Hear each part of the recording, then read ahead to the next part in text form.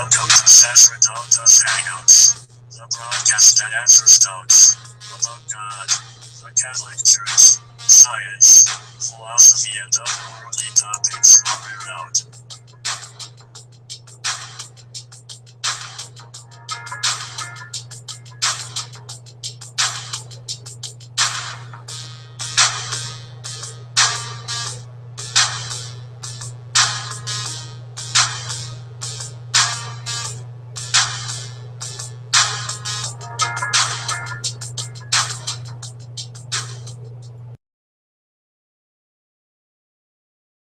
Hello, welcome to Sacerdotus Hangouts, Atheist Open Mic.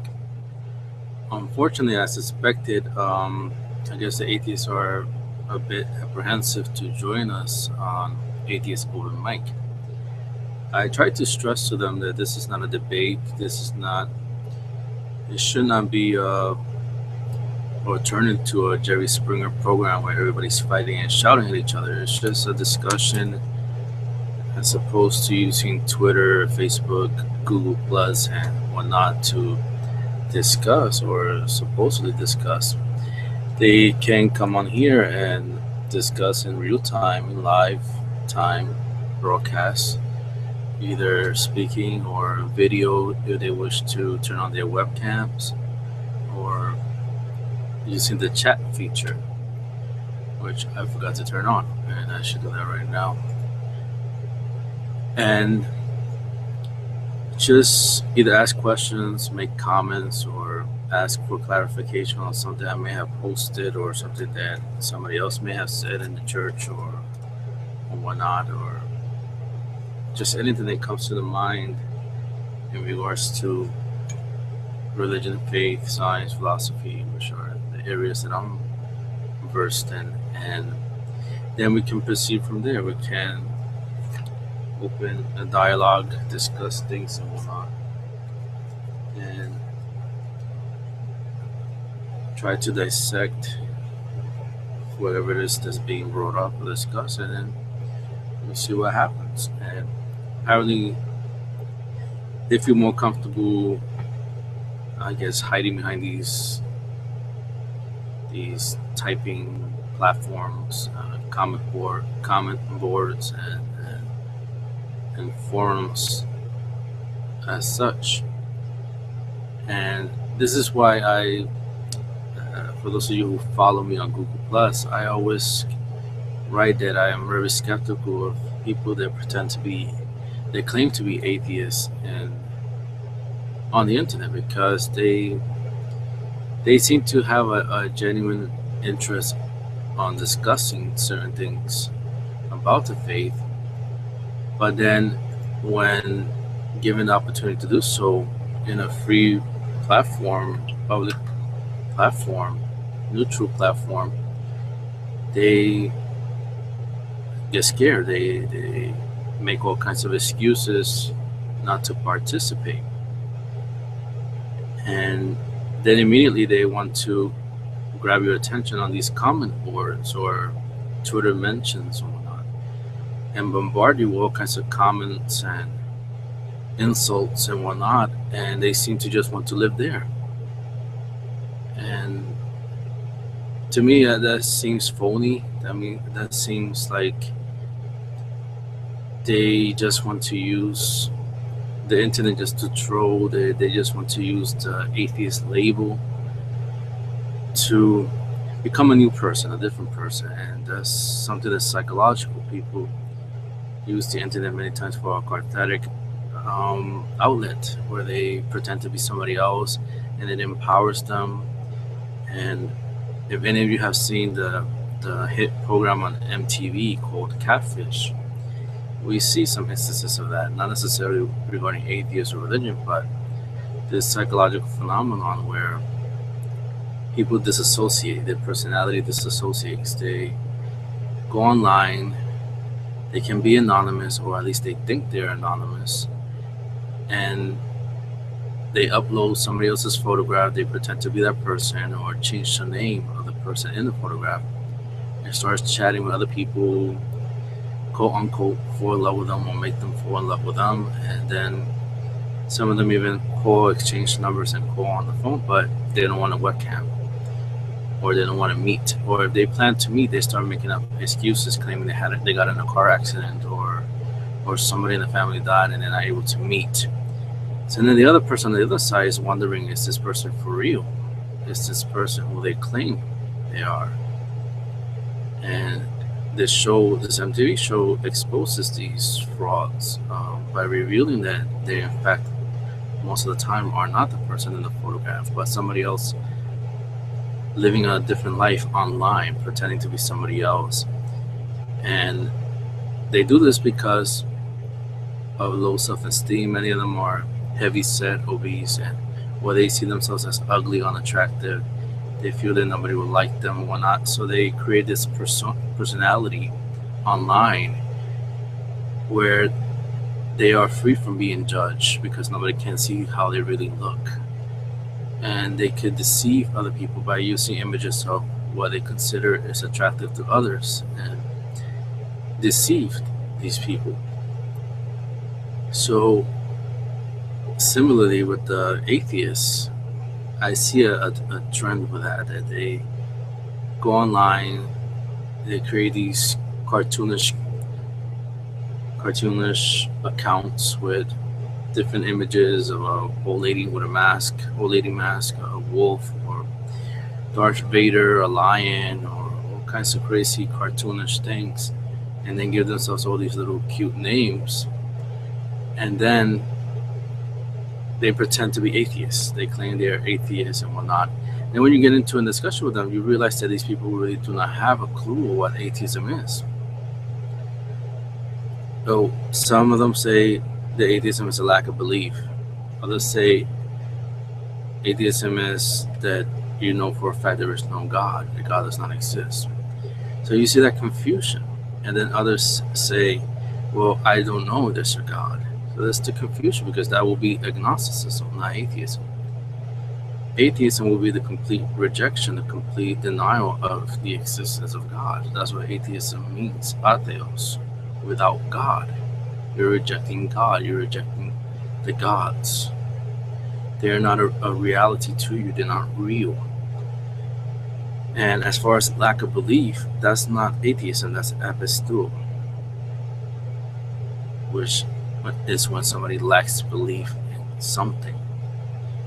So I see these things, and I see the confusion that they have regarding these mislabeling of the term atheism.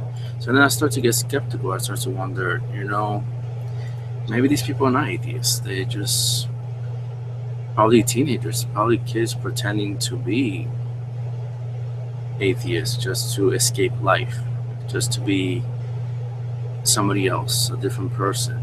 And it happens a lot. We see a lot of teenagers, especially at the junior high school level, where they're going through puberty, they're trying to figure out who they are in life and so forth. They're going to the passage rates. And many times they're introverted. They dwell within themselves. They don't go out much. They don't really socialize, or they don't know how to socialize, or they're shy. Whatever the reason may be, they don't feel comfortable going out there, being an individual. So lo and behold, there's this thing called the internet, and you could be whatever you want on the internet. You could be a scientist on the internet. You could be a philosopher. You could be a cartoon artist, a musician, whatever you want. You could be on the internet. All you have to do is create a fancy little nickname and put an interesting image and create a personality behind that account. And little by little, you start to convince yourself that that's really who you are. And that's when you need to see a psychologist, a therapist. So I see this a lot with atheists. And ironically, this week on Google+, which is a platform I started using the later part of 2014, I started to get involved more in Google+. I heard about it, and I really didn't pay attention to it. I mean, I was more focused with Twitter and Facebook, things like that. But unfortunately, after my little problems with a a specific lady in the United Kingdom who I invited to a debate, and then she had accepted and then began to dilly-dally. Didn't want to post an opening statement after agreeing to do so, and then began to insult, attack me, present ad hominem, and then her friends started jumping in on my Twitter feed and attacking me, and then she started to claim that the debate was her idea, when publicly you could see the tweets and they're still there. I was the one that initiated the debate, but she kept on insisting that it was her idea and that I was supposed to go on her blog to do the debate or not, and that I'm the coward and blah blah blah. And I started to wonder, this person's not really well in the head. The lights are on, nobody's shopping. The mall is open and nobody's there. And so it got a bit ugly. She started to falsely report me on Twitter. Her friends started falsely reporting me on Twitter. And Twitter has a funny system that you think there's actually people out there in the Twitter world that actually, or the Twitter company that actually sit down and read complaints and then respond to them. Or no, all these things are done by algorithms, programs, computer programs. So the trick is that if you start clicking report as spam a specific account many times, you will trigger that person's suspension, even if that person's not doing a thing. And that could happen to anybody. It could happen even to the Pope's account or Donald Trump's account or anybody else's account. If you have enough people, followers as they call it, and you organize a collective attack, almost like the hackers do with the DDoS, where they sent a lot of hits to a specific site and overwhelm it so the site crashes. It's almost like that, but in this case with Twitter, they spam report. So you get all these people, thousands of people to spam report a specific target, you trigger that person's suspension. And I find that unfair that anybody could do this. And that's what happened to me back in 2012. I was suspended. I did no such thing. I wasn't cursing anybody or insulting anybody, doing anything. And my Twitter feed is there. Anybody could search through it. I did nothing wrong. Yeah, I was suspended. But then they restored my account, warning me not to do whatever I was doing, which I wasn't doing anything bad. And then this lady kept on insisting, attacking me, and then she started putting identities on me that are not mine in order to confuse people. So she started telling other people that I'm somebody else that I'm not, and that I'm some kid in a high school somewhere, and that I was expelled from a seminary in New York, which ironically this seminary was closed before I was even born. So I mean, I must be a time traveler if I could go to a seminary, get kicked out of that seminary before I was even born, because the seminary closed before I was born, and now it's property of the government. So this lady just kept on making all kinds of personal attacks and trying to discredit me, and is still doing this thing, trying to discredit me and whatnot. And I see this pattern with other atheists or people that claim to be atheists. They pretend to be genuinely interested in dialogue and discussion regarding God or religion or science or whatever, but they just want to have fun. They want to troll. They want to harass you and whatnot. And I want to see if I could show some cases here, if this thing works perfect, good. Because hopefully with Google, I'm supposed to be able to show whatever's on my screen. So I'm trying to get Google to present what's on my screen here. I'm gonna click share and see what happens. But these are some things here. I don't know if you can see it. I'm hoping you can, but this is something I posted in a group called Theist versus Atheist discussion, and I had told these people that I will respond to them on this Hangouts because, like I said, I open my time up for these so-called atheists to discuss with me live, talk to me right here live, like if it was a phone conversation. And again, this is not a debate. We're not gonna go back and forth and time, 30 seconds for you, 30 seconds for me. This is just a free, open dialogue discussion, as if we were in the park sitting down just discussing and talking about things.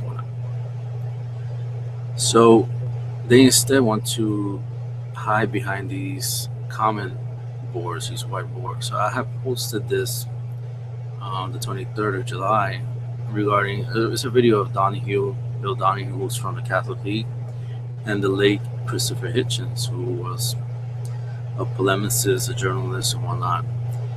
And if you're not familiar with Christopher Hitchens, he was very vitriolic. He had a lot of hatred towards the Catholic Church, towards religion, towards God.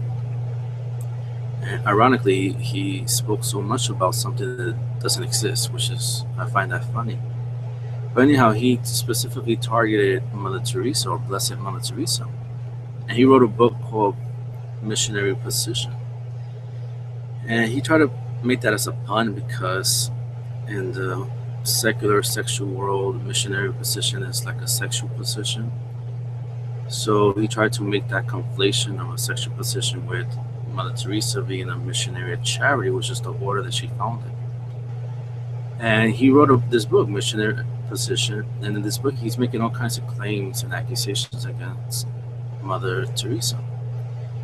He's claiming that she's a fraud, that she stole money, that she got the best health care while the people that she cared for got the worst health care. He makes claims of people, young girls that joined this group and then left the group because they were disgusted at the conditions that they were working in and whatnot. And these supposed ladies or young girls that entered the order and left became whistleblowers of sort and started revealing all the secrets of this missionary charity evil institution as he described it. So I posted a video where Donahue's defending Mother Teresa against the author, Christopher Hitchens. And we see here different atheists. I'm hoping you could see this. We have one called Angela Martin. And I don't want to be like Donald Trump revealing everybody's information, but I doubt these are their real names. So, but for identification's sake, I'm just going to read the name that they use for their account. Well, this is Angela Martin, and she starts posting different articles from the Huffington Post, which you read this online newspaper. I really don't know who they hired to write these articles, because you read them, a lot of them have grammatical errors and misspellings, and it's just awful. Whoever it is that edits these articles, or they even have an editor. So this Angela Martin, she starts posting articles saying Mother Teresa the myth, which I had read before, and it's a study that came out in Canada claiming that Mother Teresa's nuns and missionaries of charity let the patients suffer, never gave them medications such as painkillers and whatnot, and this and that. And you read this and you see, oh, it's a study by scientists or researchers or whoever, and you think, oh, it must be true because it's a published paper, research paper. When we actually look at it, they're actually recycling the same nonsense that Christopher Hitchens wrote in his book. The same accusations, that's all they did. Here they are, these supposed academic people from a university in Canada, and all they did was just rephrase what Christopher Hitchens wrote. And the funny thing about Christopher Hitchens' book, Missionary Position, is that you read the book, it's a relatively short book. You read the book, there's no references, there's no citations, there's nothing. Nothing at all. All you have is Christopher Hitchens making accusations from A to Z, making accusations against Mother Teresa, her nuns, and so forth. And now once does he cite any information? He doesn't cite a government health inspector or a government official or a church official, or anybody who investigated these clinics and found that they were being run poorly and that people were being left to die and suffer and were not given medication. We don't get any of that. All we have is Christopher Hitchens making all these claims. The same thing with the novices and the people that supposedly, these ladies that supposedly enter the order. He claims they entered, they didn't like how it was, and they came out and became whistleblowers. But yet, the missionaries of charity don't have a record of these people. So he claims they joined the order, but the order doesn't know who they are. There's no record of them. And orders, seminaries, they all keep records of people who enter and leave or were kicked out. They keep records.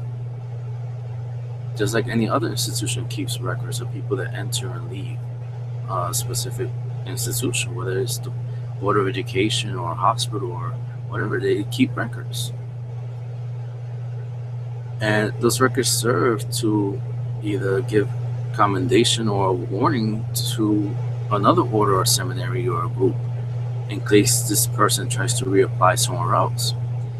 So if person X joins the Jesuits and he does something bad or he's not following the way of life and he leaves or is kicked out, and then he tries to join the Archdiocese of Boston or something else, they're going to contact the Jesuits and inquire about this guy and say, well, why did you let him go? Well, why did he leave?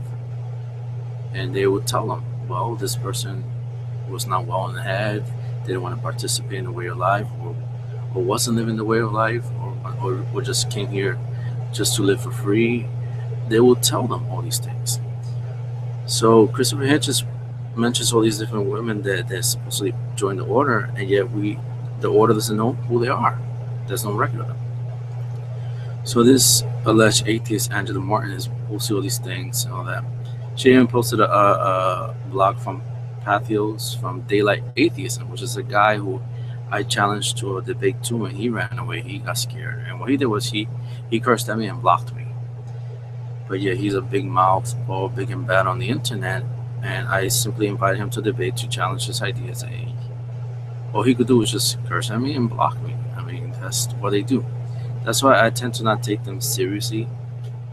And here's another guy who I found hilarious, for lack of a better term. And this guy on Google Plus, he goes by the Church of Silly Beggars. And this guy has been pretty much stalking me on Google Plus. Every time I post an article or something, he immediately comes and makes a comment. And one of the things that this guy likes to do is he comes out of nowhere and posts, God is not real, or God doesn't exist, or your God doesn't exist. And he just leaves it at that. And then when I or somebody else questions him, well, how do you know? He starts accusing us of shifting the burden. So in other words, he makes the claim that God doesn't exist, that God is not real. And then when we ask him, well, how do you know? He says that we have to answer that for him, or answer that for ourselves. And I try to explain to him that that's not how the burden of proof works. The burden of proof is not automatically on the deist or the person who believes in God. It's on the person making a claim, any claim. And atheists love to mention the word positive. They claim, well, I don't have to supply evidence that God does not exist because it's a negative claim. You have to supply the evidence because you are making a positive claim that God does exist. And the problem here is that they don't understand the word positive. And the word positive in this case means that the claim is making an affirmation. You're affirming something is factual, is solid in real life. That's what it means. So if you state God is real, you're making an affirmation. You're affirming a statement. You're affirming something in reality. God is real. Mike is real. Jane is real. You're making an affirmation. The same thing if you say God is not real or God does not exist. You're making an affirmation. You're affirming a claim. You're stating something that's reality. God is not real. So you still have to defend that premise, that claim that you presented. Otherwise, why should anybody believe you? If you tell people God is not real. Suppose there's somebody in the hospital somebody with HIV or cancer, something that's with a disease that's terminal, and they pray, and then all of a sudden they get healed. The HIV's gone, the cancer's gone, and the doctors are scratching their heads, wondering, how did this happen? And the person says, it was God. I prayed to God. I said, God, if you heal me, I will do this and that. And immediately I just felt something in me, and I'm healed, I'm better. And then this person, this patient or former patient, meets an atheist. And the atheist tells this person, your God is not real. But yet this person just experienced a healing. Now this person who experienced the healing is going to ask the atheist, well, how do you know that God is not real? I was just healed. I had X disease. I was supposed to die within a certain period of time. I prayed to God and I got healed.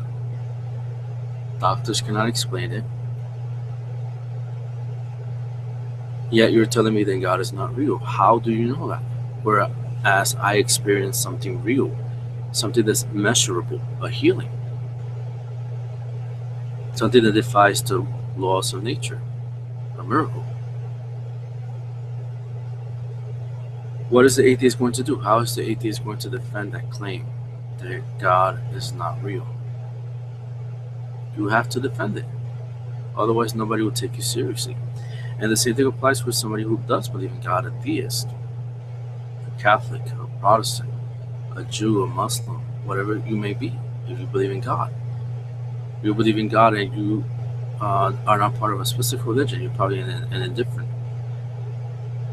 You don't follow any organized religion, you just believe in God as is.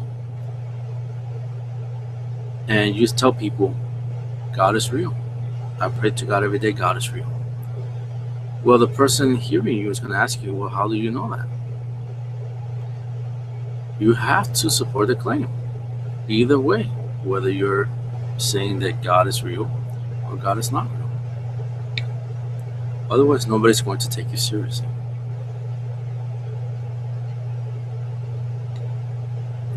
But when you see these so-called atheists online, they don't seem to understand the burden of proof or how logic works. And I see this a lot. I see it all the time. I see it on Twitter, Facebook, Google+, on different blogs out there claiming to be atheists. I see it all the time. They make all kinds of claims. And they feel like they disproved God. They feel like they took down religion. But then when you ask them to go further, to expound on their ideas and claims, then they don't have an answer. All they say is, well, the burden is on you. No, the burden is not on me. You're the one that's claiming all these things on comment boards, on tweets, on blog posts. You're the one stating this. Now, granted, had I gone to you and say God is real, etc., then yes, the burden is on me. But in this case, you're the one coming out of nowhere, out of left field, posting your God is not real. You're making a claim. You have to defend it. Now imagine if you're a lawyer or a prosecutor. You're a defense attorney and you're defending a client. And you go to the court. The judge is there, the jury is there. And you stand up and you tell the court, my client is innocent. And then you sit down. And that's all you do for the entire trial. You only say that statement, my client is innocent.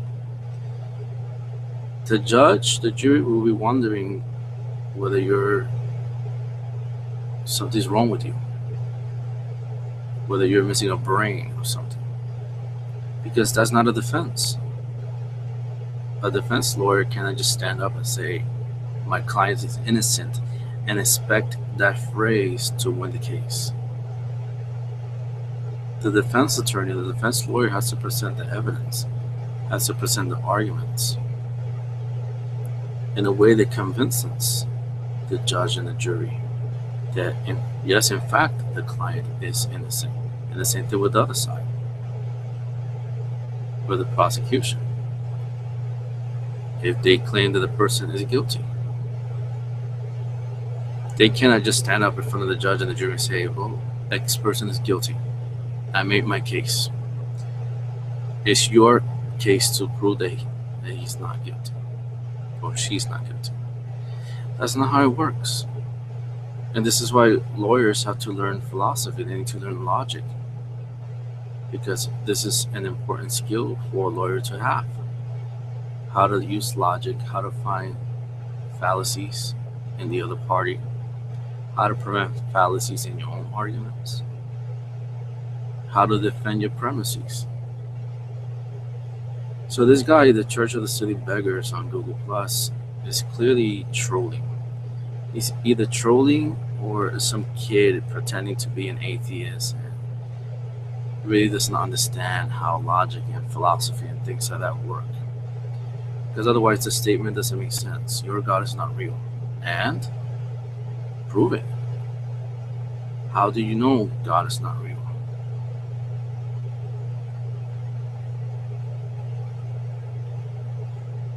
And I quoted many times, I don't have the quote with me right now, but I quoted many times the late astronomer and cosmologist Carl Sagan, where he's asked in an interview about God, and he says, well, the atheist, and I'm paraphrasing, he says an atheist is someone who doesn't believe in God, who knows for a fact that God is not real.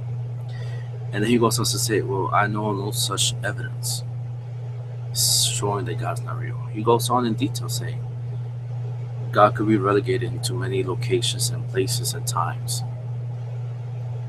And I have not seen the evidence showing that God is not real. And he goes on to say that in order for us to truly know whether God is real or not, we will have to know about everything. So if God is the universe, pantheism, then we will have to know about the entire universe in order to disprove whether God is real or not, or God is the universe. If God is a deist God, a God that just created everything and disappeared when on vacation, well, in order to prove that, we will have to learn everything about this universe and figure out whether there was a being that created everything and left on vacation somewhere. If God is a being outside of space and time, then we will have to know everything about space and time. And if there is such a thing as outside of space and time, and when in fact this thing outside of space and time is conscious. And as it stands, we just got to Pluto the other day. We haven't even begun to scratch the surface regarding this universe. This week we discovered a planet, Kepler, that's about 60% bigger than the Earth, and they believe might have life. Well, me personally, I have my reservations because the planet is way big, so the gravitational pull will be too strong. If there is life, there will be tiny humanoids or creatures there, because any organism on such a planet will have to struggle to grow due to the amount of gravitational pull. But that's trillions of miles away, so we cannot know for sure. So I'm just making the point that we have begun to scratch the surface of this universe. What is this universe? How big? We don't even know how big it is. But yet you want to make a conclusion saying that God doesn't exist? I mean, we don't even know what's in our backyard in regards to space. We haven't even begun to explore other planets. We went to the moon, yes, the other day. July 20th, we celebrated the 46th anniversary of Apollo 11 with Buzz and Armstrong landing on the moon, and Michael. And that's as far as we've gotten. Now they want to go to Mars, and that's probably going to take another 30 years. We just don't have the technology to go to these places. Yet you want us to jump to the conclusion that, this being that we call God does not exist. I mean, how can you even do that? It doesn't make any sense at all. So that's the case with this guy called the Church of City Beggars. Now another guy here is called Neil Daniel. and I'm not sure you're seeing it, but I'm reading off the screen. And he responded to an article that I posted from my blog. It's called Dawkins. Not sure if God doesn't exist. And this is in the interview that Dawkins was giving, and they asked him about God, whether he thinks God exists or not, and he contradicted himself. He said, well, I don't know if God does not exist. Meanwhile, he's going around saying that God's not real, that it's imaginary, that it's fiction and whatnot. But he slipped up there in that interview. He said, well, I'm not sure if God does not exist. So then he started to show that he's really an agnostic, not an atheist. So even Richard Dawkins, a biologist, is confused about what atheism is and what agnosticism is. So anyhow, in the article I mentioned about that we are predisposed to believe in God and so forth, which is true. So this guy Neil, he's actually trying to contradict the whole idea. And mind you, this is science. Scientists, biologists, geneticists discovered this. The VMAT2 gene, which they call it. And this gene is what allows us to seek God, to have religious experiences, to think of God, to think of the afterlife. And we are all hardwired with this. And even atheist scholars, atheist psychologists, cognitive psychologists, biologists, they acknowledge this, that we are religious beings. We are naturally born to seek God. We are not born atheists. Atheism is learned. It's a social construct that's learned in life. It's a decision that we make based on the knowledge that we acquire throughout time of God. We make a decision to believe or not believe. If we make the decision not to believe, that's called atheism in the human vocabulary. But nobody's born atheist, and that's impossible. And I'll tell you why. Atheism is a concept. God is a concept. Atheism means to reject God, to deny the existence of God, to not believe in God. Now, in order for you to deny something, to reject something, to not believe in something, you have to know what that something is first. I cannot say that I do not believe that story if I never heard the story. How could I say that? I'm not aware of the story to make that conclusion that I do not believe it or I don't buy it. So it's impossible to be born or conceived in atheism. It's impossible, because in order for you to reject God, to disbelieve God, to not believe in God, to deny the existence of God, in order for you to do all of that, you will have to know first the concept of God, the concept of a deity, of a divinity, supernatural entity, creator, whatever term you want to use. You have to know about that first before you can make a decision. I don't believe that. So atheism cannot be the default position. It's not logically possible. It's not cognitively possible. And it's definitely not genetically possible, because, as I stated, we are genetically predisposed to believe in God, to seek the supernatural. Now, some atheists may say, well, that's not proof that God exists. Just because we have a gene doesn't prove anything. That's just something that we developed during evolution in order to make us stronger and whatnot. Now, that's possible. It may have developed during evolution. The gene may have come up as a survival mechanism. But then you're not really understanding what evolution is, because evolution works for the natural world. When organisms evolved, they evolved to survive within the environment that they're in. So if you're an organism in the water, you're going to evolve to adapt things in that environment, in the water, liquid, H2O. Similarly, if you're a creature in the air or a creature on land, you're going to evolve, you're going to adapt. You're going to go through speciation when organisms start to change, transform into a whole different new species. Based on how your genes, your body, your epigenetics and so forth respond to the environment. And those who have the strongest genes are able to survive a specific environment and adapt to it. Those that are not die off and become extinct. Now, that being said, since genes adapt, organisms adapt based on the environment, the natural world, then ask yourself this: why do we need a God gene, a VMAT2 gene, a gene that predisposes us to the belief in God, in the supernatural, something that's not in nature? Supernatural, supra natura in Latin, above nature, beyond nature. Why would we need this gene? Because again, evolution prepares us for the environment that we're in, the natural world. So it makes absolutely no sense for us to have this gene that allows us to seek supernatural things, something that's not in nature. Why would we have that? Why would develop this adaptation if organisms haven't experienced the supernatural? If the supernatural does not exist, how can you adapt to it? Adapt to perceive something that's not part of nature? How is that possible? So you have to ask yourself that question.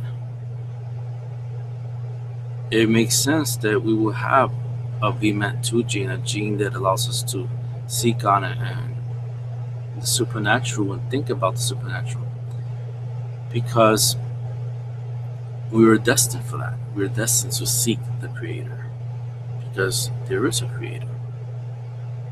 Just like we develop genes that tell us to procreate, that tell us to eat, that tell us to grow a certain height, a certain weight. Genes that tell us to be a male or a female. Each of these genes has a function that serve a specific end.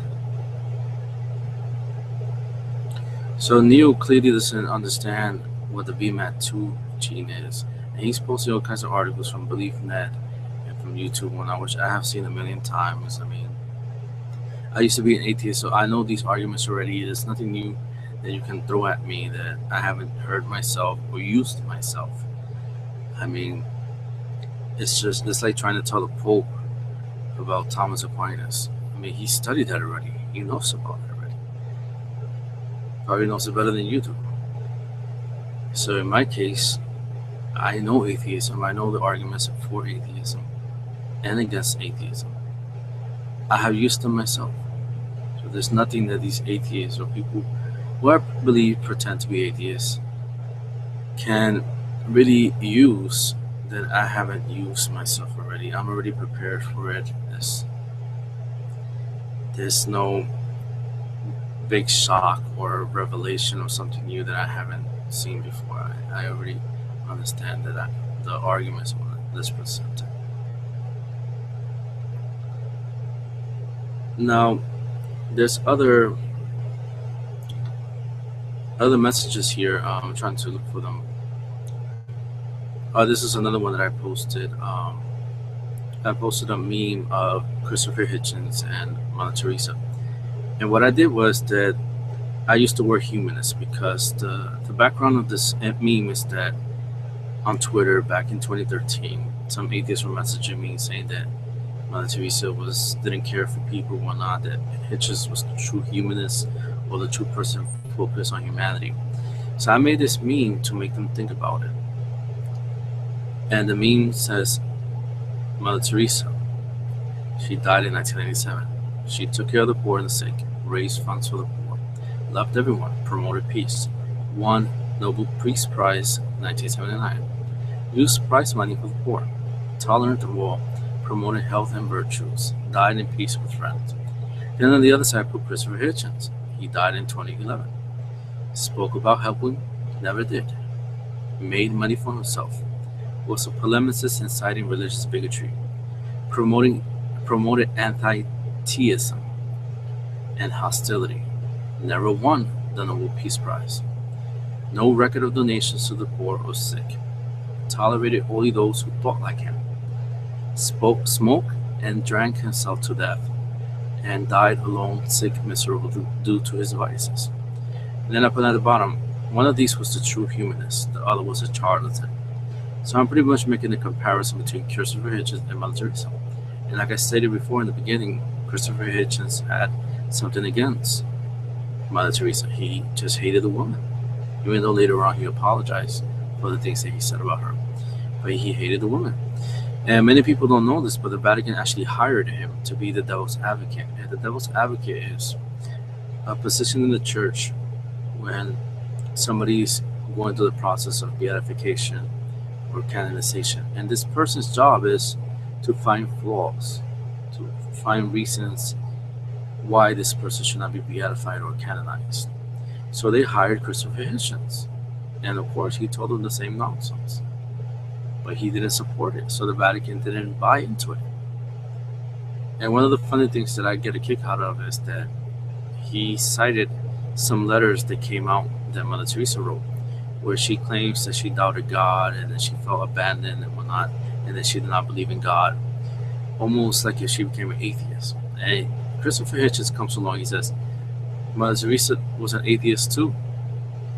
I mean, she was a victim of the church herself. The church was forcing her to believe in something she didn't want to believe. And this is just pure ignorance. He doesn't understand what's called the dark night of the soul. And you read St. John of the Cross, St. Therese, Avila, at the interior castle. You read those works and you get an idea of what Mother Teresa was going through. And nearly all the saints have gone through this. People living today go through this. There's a certain point where you start going up the ladder, so to speak, of spirituality. Then it gets a certain point that you get so close to God that God's light, metaphorically speaking, blinds the soul, and the soul goes into a dark place. It gets blinded, and it feels lost. It feels like God doesn't care for the soul. It feels abandoned. And you probably heard of that poem where Jesus was with somebody. I'm paraphrasing again, I can't remember verbatim, but Jesus is with somebody on the beach, and the person sees two sets of footprints, and then during the hardest times, there's only one set of footprints, and the person realizes that, well, Lord, why during my bad times, my dark times, there was only one set of footprints? And Jesus responds to the soul, that was when I was carrying you. So that's pretty much what the dark night of the soul is. It's just the period where the soul struggles. It starts to doubt God. It goes through a phase of atheism. Saint Teresa of Lisieux went through the same thing. The popes all have gone through the same thing. I'm sure eventually we will learn about John Paul II, Benedict XVI, Paul VI, John the III. We will hear stories about them that they doubted God. And this is part of the spiritual life. They go through what's called the dark night of the soul. So Mother Teresa, clearly she was a holy woman, a saintly woman. She reached that point that she got overwhelmed by God's light, God's grace, God's presence, that it blinded her, so to speak. She felt like he wasn't around. Because remember, you're dealing with an entity that's beyond comprehension. You're dealing with a being, the supreme being. Someone that's beyond what we can't even fathom. We exist because of this being. If this being stops thinking about us, we cease to exist. That's how powerful this being is. Yet we dare to approach this being. That's what you read in the Bible, the Old Testament. You notice that it says in certain verses that I'm scared to behold the face of God. The soul, the person, the human being is scared to look at God. We read of Moses when he came down the mountain, his face was glowing, like it was irradiated. And that's just a metaphor explaining that God is something that's just too powerful. Someone that's just too powerful. Someone that's just overwhelming. I mean, if you ever had a crush in your life, you saw a cute girl or a cute boy that you had a crush on in high school or something, and that person made you go through all kinds of feelings. You got nervous, you drop things. Whenever the person was in your presence or talk to you or even say hi to you, you went through all kinds of emotions. I mean, if a human being can cause that in you, imagine the creator, the supreme being, the one who you're contingent to exist from. Because remember, we don't exist on our own accord. Yes, we eat, we drink, we do exercise to care for the body, to stay alive, but we die. I will get a heart attack right now and die talking to you right now, even though I do exercise and do everything. Something might just stop my heart. I mean, hopefully not, but just give an example. You could be walking down the street and God forbid somebody will hit you with a car, a bus will hit you, something will happen. You could be in the movies, like what happened in Louisiana, unfortunately. God rest the souls of people, the two young ladies that lost their life, and God forgive the shooter who was clearly mentally ill. You could go to a movie and get killed just watching a movie. Which ironically, I was in a movie yesterday morning with my nephew who went to see Pixels, which is a great movie. I know it got a lot of bad reviews, but I liked it. It was cute. And it had a lot of little messages in it, but I digress. But back to the Supreme Being. This being is just so powerful that it overwhelms the soul. So Mother Teresa Lisieux, John of the Cross. We even see traces of it in Jesus Christ as the human Jesus Christ. In the Garden of Gethsemane, he started to cry blood. He felt that God abandoned him. So his human nature was going through the dark night of the soul. Even on the cross, my God, why have you forsaken me? Eli, Eli, lama sabachthani. Why? Why did you abandon me? Mind you, this is Jesus Christ, the Son of God, second person of the Blessed Trinity. Yet his human nature was still going through the emotions of feeling abandoned by God. So this is something that's natural, something that is part of the spiritual life. Unfortunately, Christopher Hitchens and other atheists do not understand this. So they see Mother Teresa, oh, she was an atheist all the time. She was pretending to be Christian or Catholic or not. She was really an atheist. No, she was not. She was just going through the dark night of the soul, and she wrote about it. So this is why I say a lot of atheists really hold on to ignorance. They don't really bother to research things. And that's unfortunate because there's so much they could learn about what they're inquiring about. They make all kinds of claims. They ask many questions about the Bible. The Bible says this about slavery, about that. And they hear Dawkins and other people, the friendly atheists and all these different characters out there, Aaron Ra and Mike from Atheist TV and Silverman from Atheists of America, American Atheists. They hear all kinds of rhetoric from them, and it's convincing.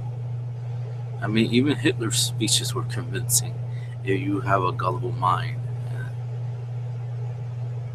And studies show that it's easy to brainwash people. So these people that claim to be atheists online, they read all these things, they hear all these rhetorics from these different characters in the atheist movement, the so-called new atheist movement. And they get convinced. And then one thing is that human beings are known for is that we tend to look for somebody that's abrasive, that's brash. For some reason, we find that attractive. You ever heard that girls like bad boys, the bad boy image? A guy could be really nice and sweet, sing songs to the girl or write poetry or give them roses. And then comes this other guy who's a bad boy and treats the girl bad and whatnot. And she starts liking that one and ignores the nice guy. For some reason, human beings are like that. And we see that right now with the political atmosphere now in America with Donald Trump. He's a billionaire. He could be obnoxious, I'm very rich. I mean, he just threw that out there. I got a lot of money. I mean, very obnoxious, very in your face, attacking illegal immigrants. Mexico sends the worst or whatnot. And the other day he released Gramps, the senator from North Carolina. He released his cell phone. He didn't care. He just released his cell phone. And he's soaring in the polls. Soaring in the polls. He's in the first place, even past Jeb Bush. And why is that? And again, for some reason, human beings like that. They like the bully, aggressive type personality. For some reason, we like that. And the reason why we like that is some evolutionary psychologists believe is that we see a leader in that person. So whenever we see somebody that's aggressive, that's extroverted like that, they tend to become the leader of the pack, so to speak, because we see them as brave, as not fearing anything. So that's why human beings tend to like those type of personalities. So when you see Silverman and Dawkins saying to mock Christians, make fun of religion, harass Christians, go out there and make fun of them, make them feel crappy or whatnot. You see Christopher Hitchens there going, or when he was alive, going after religion, Islam and so forth. You see this faction of atheists finding that attractive because they see that from the evolution as somebody that's a leader, that's strong. But they forget to use their reasoning skills. They forget to use their ability to rationalize, to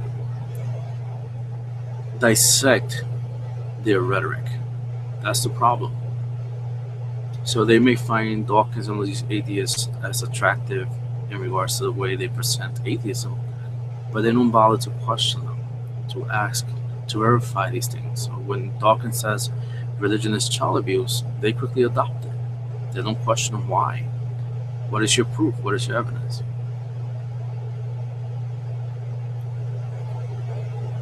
Because of that attraction to these qualities of somebody that's aggressive, that's brash, that's in your face, abrasive and whatnot.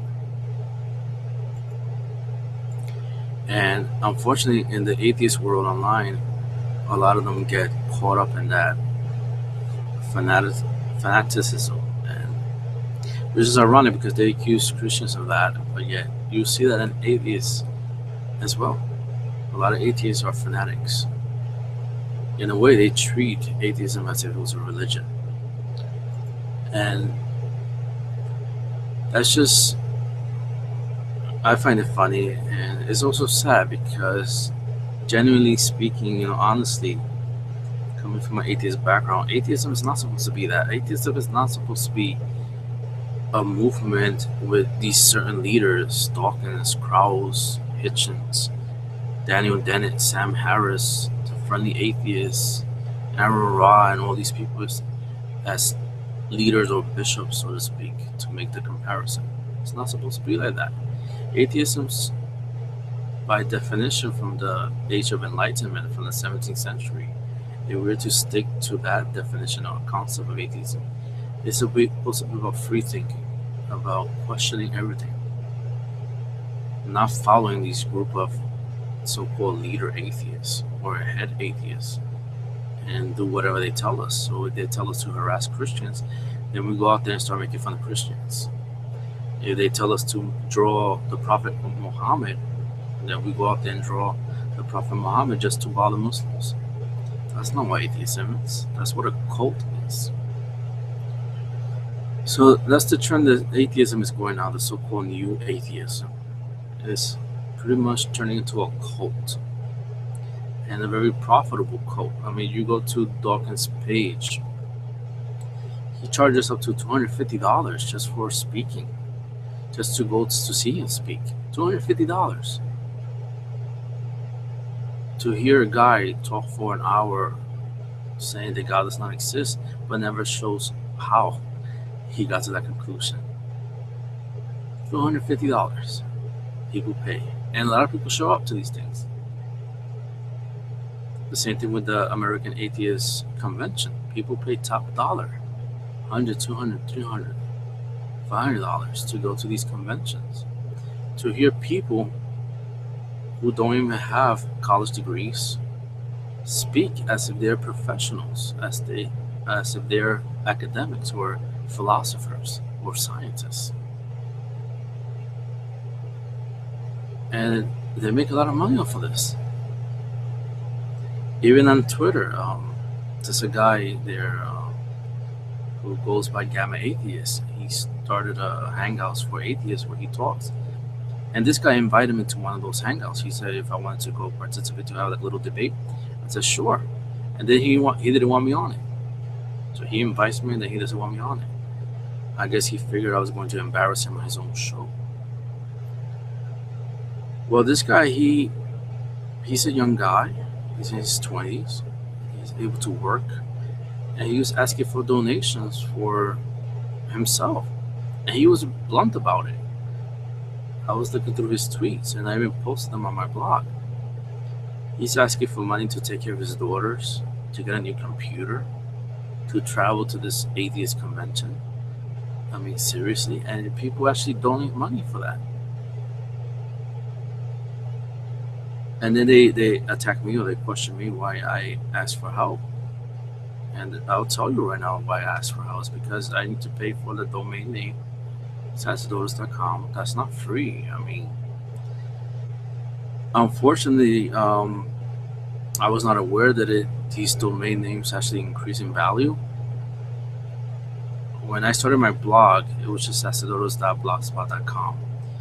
Then I decided to get, let me get the whole URL, domain name to just make it look more professional and also make it more visible on the search engines.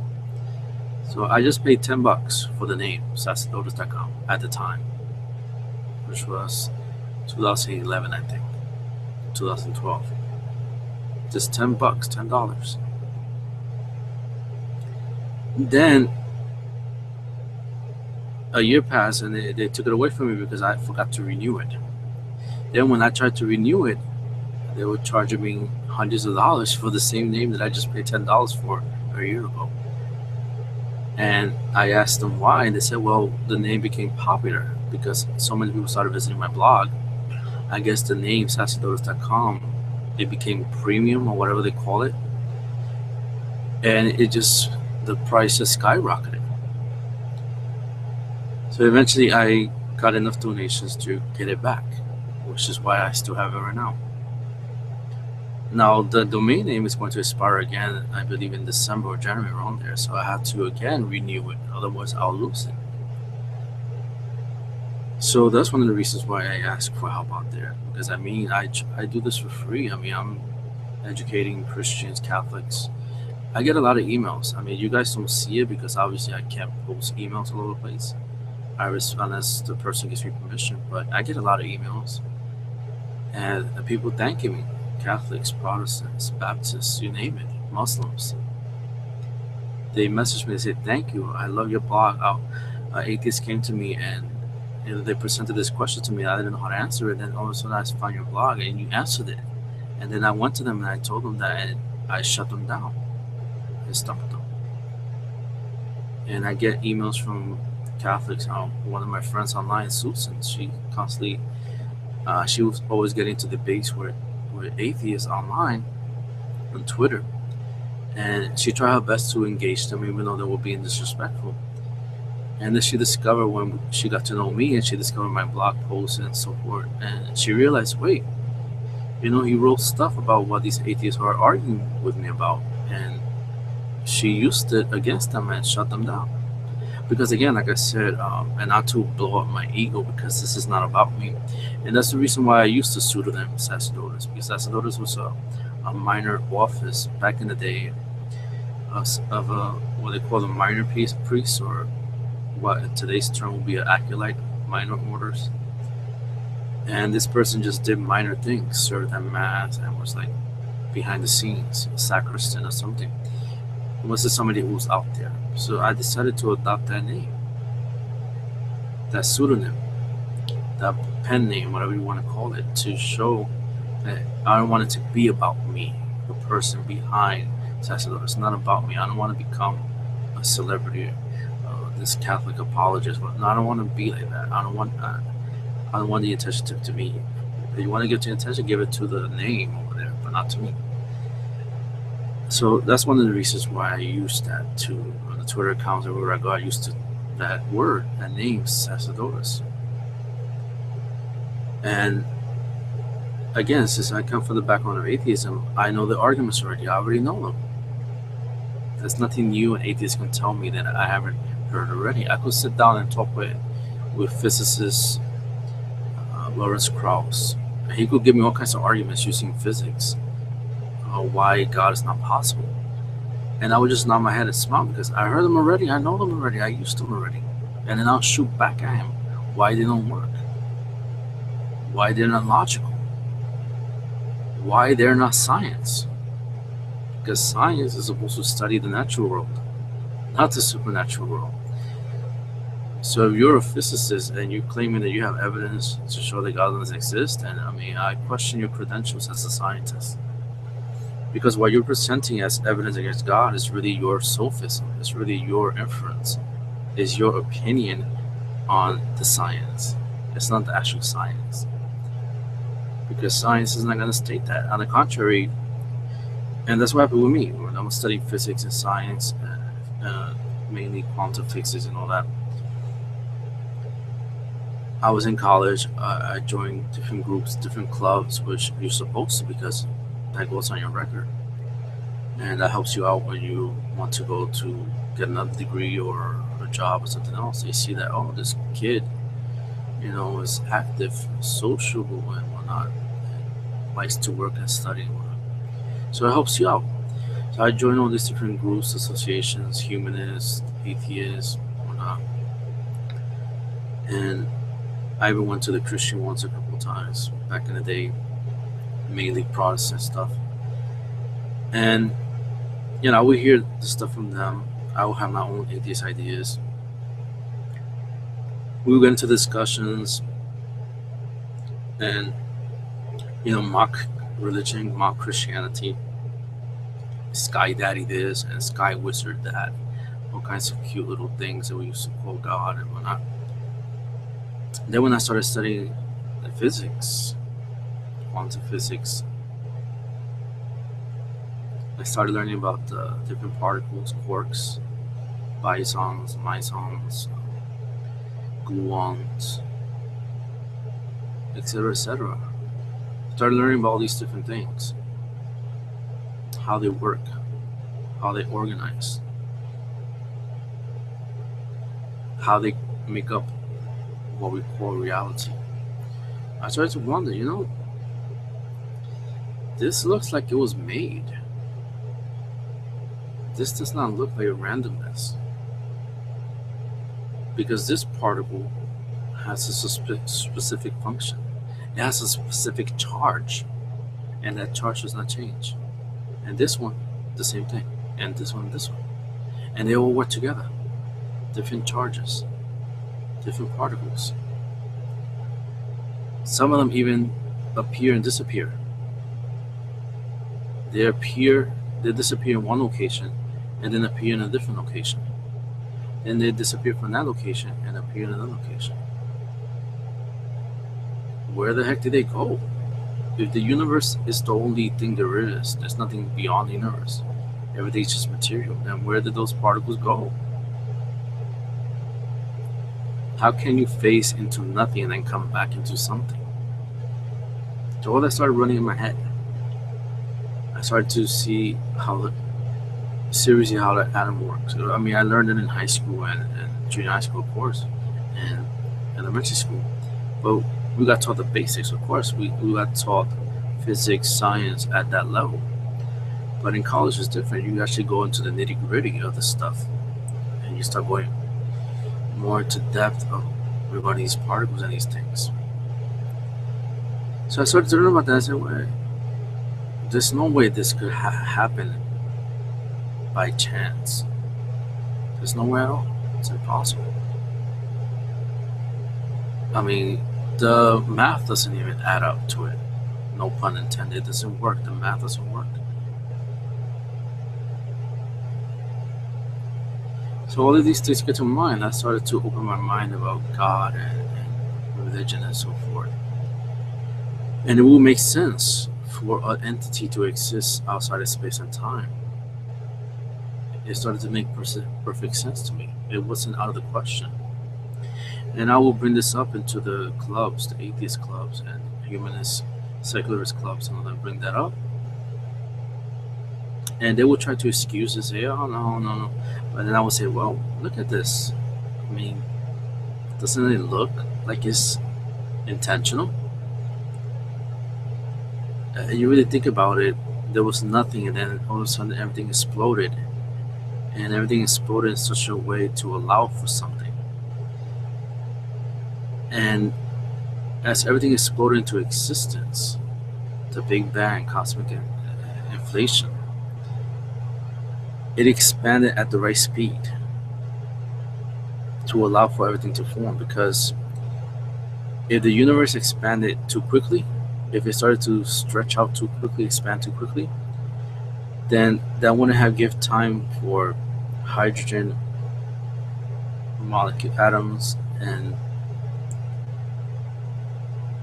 delirium and iron and all these different atom and molecules to form, which in turn will not allow for suns to form, for galaxies to form, for planets to form, because there just wouldn't be enough time. Everything would just expand too quickly and would just phase out of existence. If it would have gone too slow, then the particles wouldn't have had the same consistency as it does now. Everything would be solid, would not be able to move, because the universe was expanding too slow. So time, if we believe in the theory of relativity, that time also works with space and energy, then nothing will move. The whole universe will be like if it was a video on pause.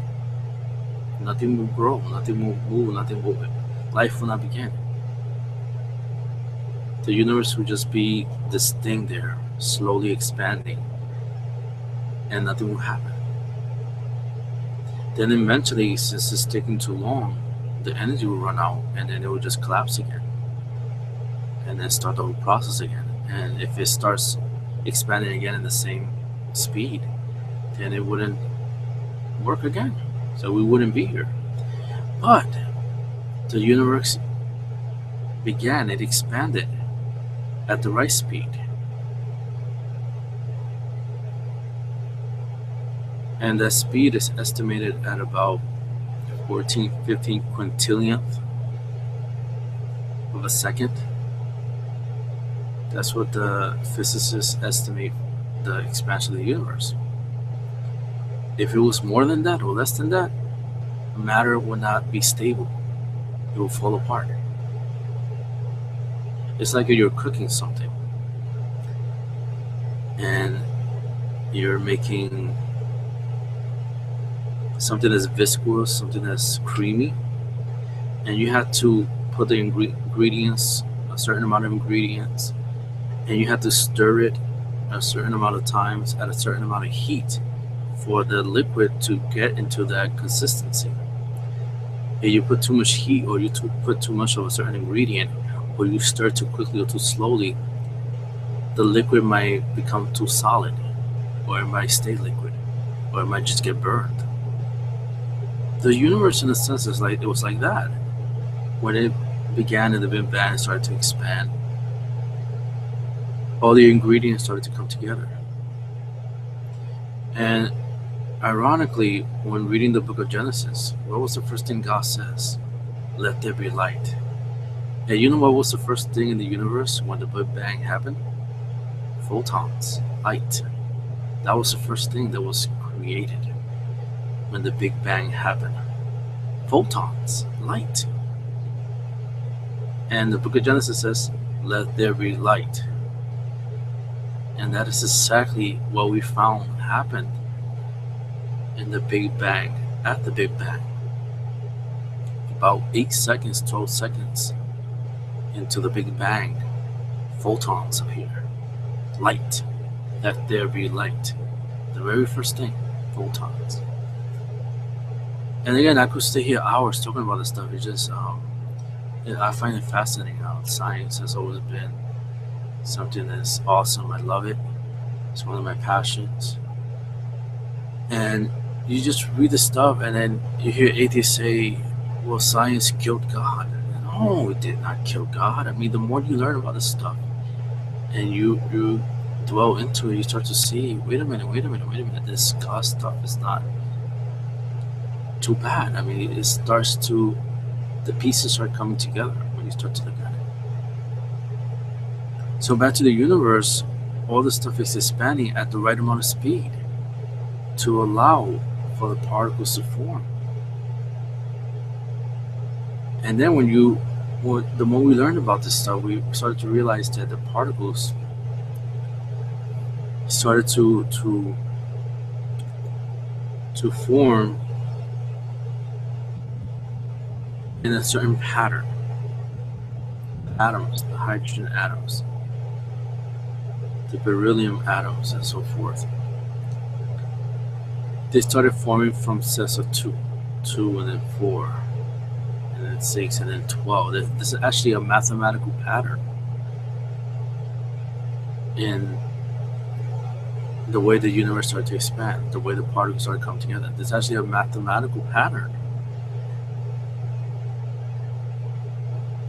And had the pattern skipped, like for example, instead of going by 2s, 2, 4, 6, 8, 10, 12, instead of going, let's suppose it said it went 2 and then it went to 5. Had it done that, then the hydrogen molecule would have an extra molecule. And if that would have happened, it would have become unstable. And if it became unstable, then stars cannot form. And if stars cannot form, then you don't have planets, you don't have solar system, you don't have life. But yet the particles started to increase, to unite, creating certain bonds of 2, 4, 6, 8, 10, 12, in a certain pattern that allow for what we see today in the universe. What we see there doesn't just implode on itself. The universe is here, stable. We haven't disappeared. We haven't frozen in time.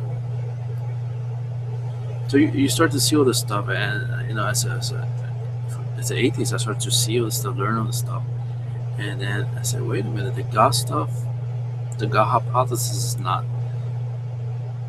really that improbable. It starts to make sense. So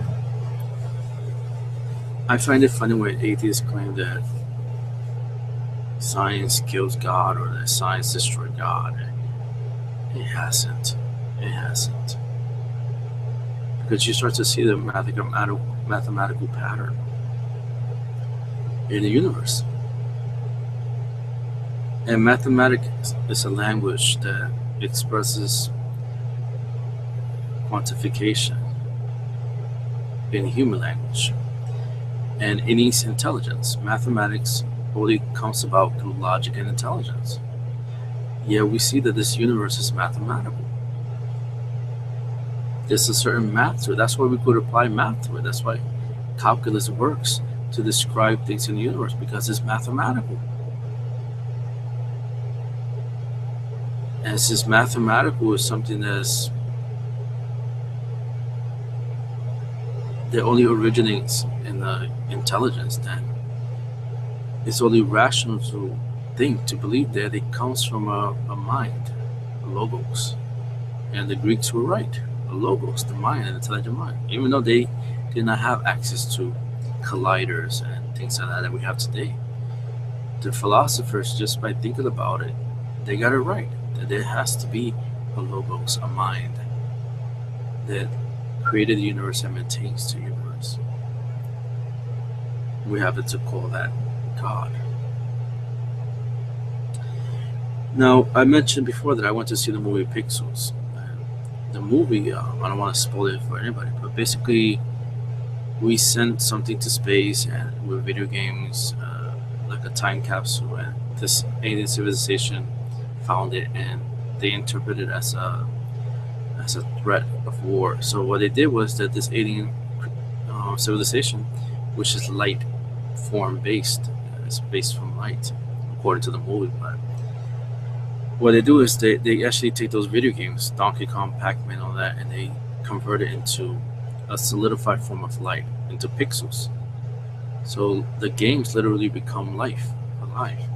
So they send these games to Earth to attack Earth because they think that we send those games and the satellite, possibly Voyager, to threaten them. So I was watching the movie with my nephew, and I started to think about the quantum physics. That we're made of different particles.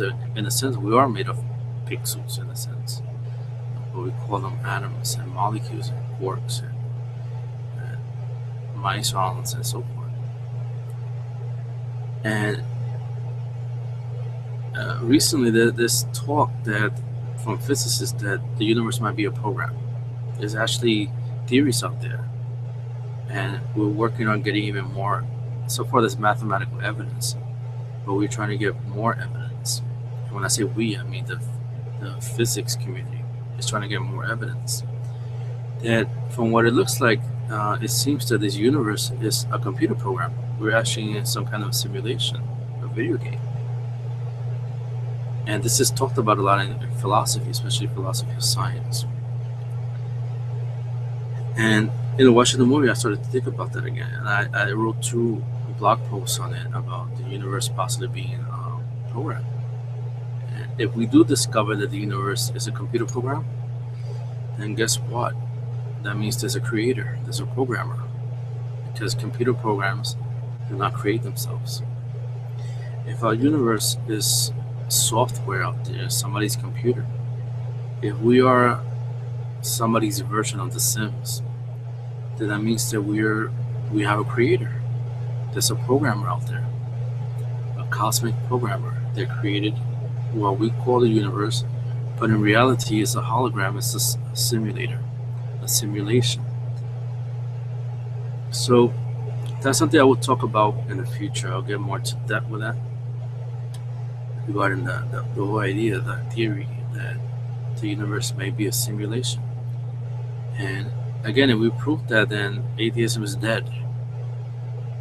If a physicist comes out with incontrovertible proof that we are in fact a simulation, a computer program, then that's the end of atheism.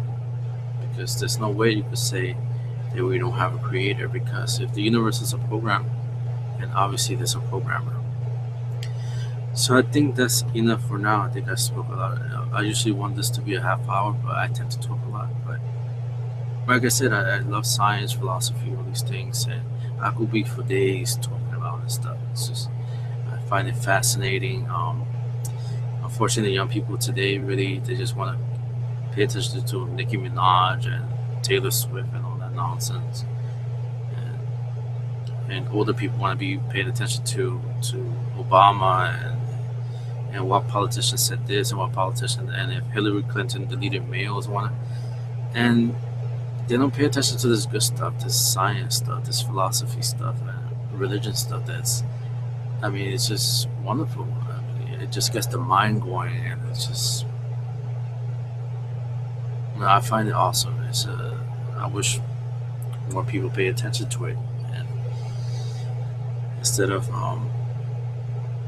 causing divisions and arguing with one another and causing wars, and we start learning more about this world, about this universe and all that, the role of God and if God exists. I mean, to me, those are fascinating topics. And like I said, I could go for hours talking about this stuff. I mean, I could go through physics, I could go through quantum physics, and then I could go to biology. I could go through biology. I could go through anthropology. I could go through philosophy. After philosophy, then I could go to psychology. I mean, I could go through all the different areas that I studied, and I could just go for hours talking about this stuff and how it's applicable to the idea of a creator, of an intelligent mind out there that clearly created all these things, that all of us, everything. So thank you for listening. God bless Mariki. Unfortunately, these atheists don't show up. I was really hoping for people to show up, but they make all kinds of excuses not to participate. I bet $1 million they're probably messaging me right now on Twitter or on Google Plus and insulting me or saying some kind of stupid thing to me. I bet you $1 million that's going on right now. Yet they don't find the time to join me at this open mic to discuss these things and talk about it. So, but I mean, that's life, and I really don't expect them to do that because, like I said, I personally believe a lot of these atheists are not really atheists. They're just people pretending, using the guise of atheism to become a different person online, a different character, just to have fun or just to annoy people, or just they may have some kind of dissociative personality disorder. And the other day, I don't know if I mentioned it, but there was this atheist account messaged me and whatnot, and I started to notice that the way this person wrote was very juvenile in regards to vocabulary and the lack of understanding of things that anybody who went to college should know about. So I asked this person, "You're a teenager, right? You're a kid, right?" And the person confessed. The person was 14 years old. And I knew it just by reading the replies and the tone and so forth. It came across as a kid, a teenager. So I wouldn't be surprised if a lot of these atheist accounts, especially the ones that really get aggressive, that curse you out, insult you, and call you dummy and whatnot, and that refuse to accept the burden of proof when they make a claim that God does not exist. I personally believe these are just kids pretending to be atheists. So, I mean, don't lose your cool if you're a theist listening to me right now. Don't lose your cool. Don't get upset. Because most likely it's probably a troll or a kid just looking to prank somebody. Just keep your cool and just argue your case with charity, with respect, and throw in a joke here and there just to break the ice, so to speak, and see where it goes. So again, bye now.